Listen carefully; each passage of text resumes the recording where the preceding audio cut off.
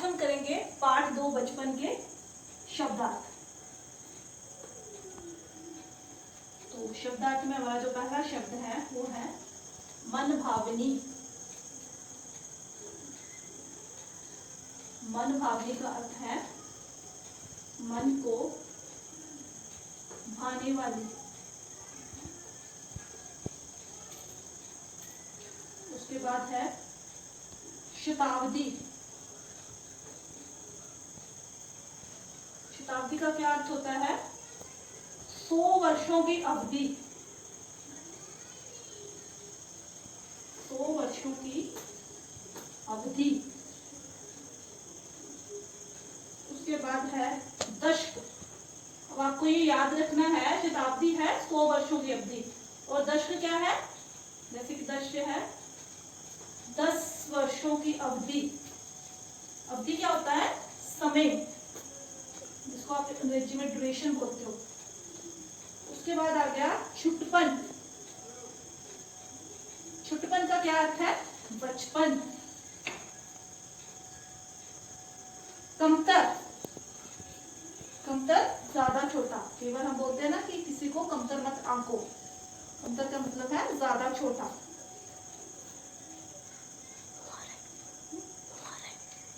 उसके बाद हरिष्ट। हरिष्ट पुष्ट। हरिष्ट पुष्ट का अर्थ होता है तगड़ा। तगड़ा या ताकतवर, जो तंदुरुस्त हो। या आप इसको तंदुरुस्त भी लिख सकते हैं। उसके बाद है कोलाहल। कोलाहल का क्या अर्थ होता है? शोर। खींचना। बोलते हैं ना कि कई बार पेरेंट्स को कि आप खींच क्यों रहे हो? खींचना मतलब झुंझलाना, परेशान हो जाना किसी चीज से। उसके बाद है सहल। ये याद रखना, सहल का अर्थ होता है आसन, यानी कि बैठने का स्थान। आश्वासन। आश्वासन का क्या अर्थ है? भरोसा। और कैस्टर ऑयल। तो नीचे जगह नहीं थी इसलिए हम इधर लिखेंगे कैस्टर ऑयल। कैस्टर ऑयल क्या होता है? अरंडी का तेल। अरंडी का तेल। और हमारा आखिरी जो शब्द है वो है ऑलिव ऑयल। ऑलिव ऑयल, ये अंग्रेजी के शब्द हैं। ऑलिव ऑयल का अर्थ होता है जैतून का तेल। क्या होता है? जैतून का तेल। उसके बाद हम करेंगे प्रश्न उत्तर। तो पहला प्रश्न है, लेखिका बचपन में एतवार की सुबह को क्या क्या काम करती थी?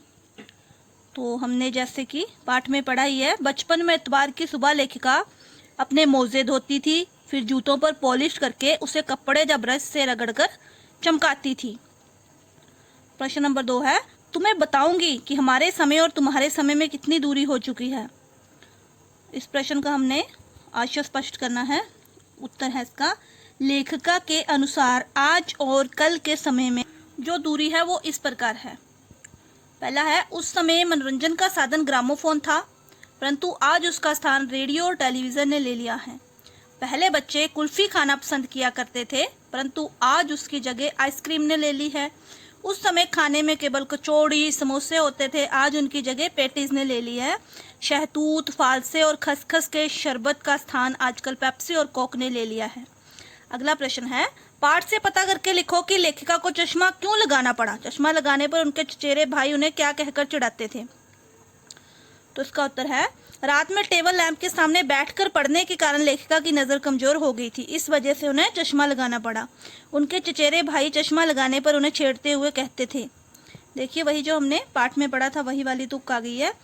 आंख पर चश्मा लगाया ताकि सूझे दूर की, ये नहीं लड़की को मालूम सूरत बनी लंगूर की। अगला प्रश्न है, लेखिका अपने बचपन में कौन कौन सी चीजें मजा ले लेकर खाती थी, उनमें से प्रमुख फलों के नाम।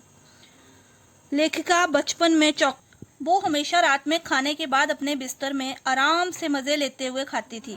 इसके अलावा लेखक को कुल्फी, पेस्ट्री, चेस्टनट, चना जोर गरम, अनारदाने, चूर्ण बहुत पसंद थे और फलों में शहतूत, फालसे का शरबत, काफल, रसबरी, कसमल बहुत पसंद थे।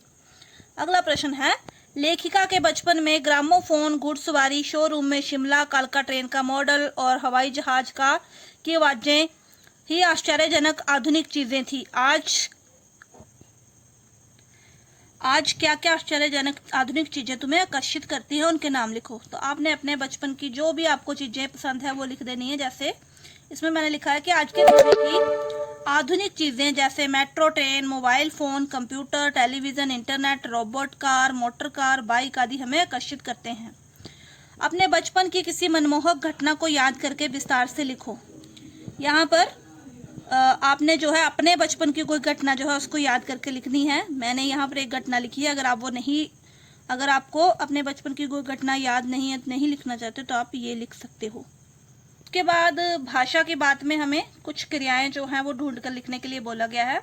तो पाठ में से कुछ क्रियाएं हैं, जैसे कि चमकना का चमक, भागना का भाग, बदलना का बदल, खरीदना का खरीद, ओढ़ना का ओढ़, सीखना का सीख। उसके बाद है, अब तुम नीचे लिखे वाक्यों को पढ़ो और उनके सामने विशेषण के भेदों को लिखो। मुझे 2 दर्जन केले चाहिए।